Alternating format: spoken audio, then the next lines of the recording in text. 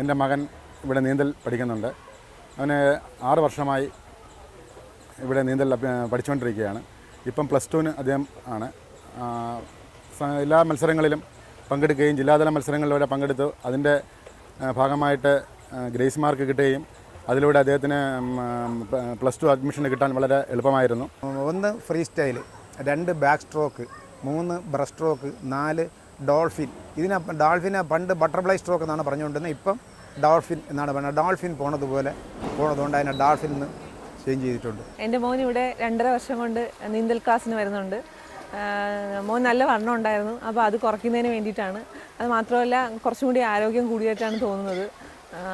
പിന്നെ കുറച്ച് wheezing problem ഉള്ളതായിരുന്നു. അപ്പോൾ ഈ വെള്ളത്തിൽ നീന്തിയതിന് ശേഷം നല്ല വ്യത്യാസം ഉണ്ടായിരുന്നു.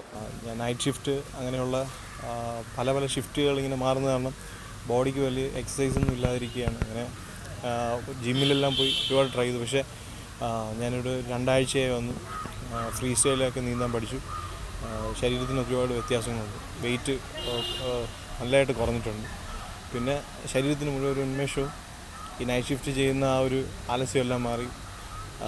നീന്തൽ എന്തുകൊണ്ട് നല്ലൊരു എക്സസൈസ് തന്നെയാണ്. 2 വർഷങ്ങൾക്ക് മുമ്പ് നീന്തൽക്കുളത്തിൻ്റെ ഈ സൗകര്യങ്ങളൊന്നും തന്നെ ഉണ്ടായിരുന്നില്ല.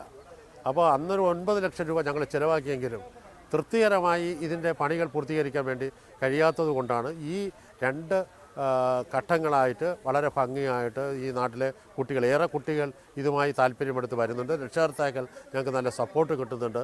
അതുകൊണ്ടാണ് നമുക്ക് ഇത്രയും തുക ഇവിടെ അനുവദിക്കാനും ആ തുക ഉപയോഗിച്ച് വളരെ ഭംഗിയായിട്ട് ഈ നീന്തൽക്കുളത്തിൻ്റെ നവീകരണ പരിപാടികൾ വളരെ ഭംഗിയായിട്ട് ചെയ്യാൻ വേണ്ടി കഴിഞ്ഞിട്ടുള്ളത്. വാർഡ് മെമ്പർ ചെയർമാനായിട്ട് ഒരു കമ്മിറ്റി ഉണ്ടാക്കി ആ കമ്മിറ്റിയുടെ മേൽനോട്ടത്തിലാണ് ഇതിൻ്റെ മറ്റ് പ്രവൃത്തികളൊക്കെ നടക്കുന്നത്. വാർഡ്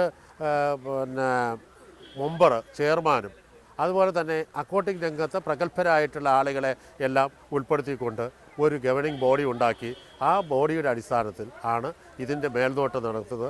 ഇതിൻ്റെ എല്ലാ ഘട്ടത്തിലും പഞ്ചായത്ത് ഭരണസമിതി വളരെ ദീർഘവീക്ഷണത്തോടു കൂടിയാണ് ഈ കാര്യങ്ങൾ കൈകാര്യം ചെയ്യുന്നത്. ഈ കഴിഞ്ഞ സാമ്പത്തിക വർഷം വേൾഡ് ബാങ്കിൻ്റെ സഹായത്തോടു കൂടി 21,80,000 രൂപയ്ക്ക് ഇന്നീ കാണുന്ന രീതിയിൽ ഈ കുളം നവീകരിക്കുന്നുണ്ട്. ഇനിയും ഇതുമായി ബന്ധപ്പെടുത്തിക്കൊണ്ട് നിരവധി പ്രോജക്റ്റുകൾ വച്ചുകൊണ്ട് ഈ നാട്ടിലെ കുട്ടികളെ ഈ നീന്തൽ രംഗത്ത് പ്രാമുഖ്യം നേടിയെടുക്കണം എന്നാണ് ആഗ്രഹിക്കുന്നത്.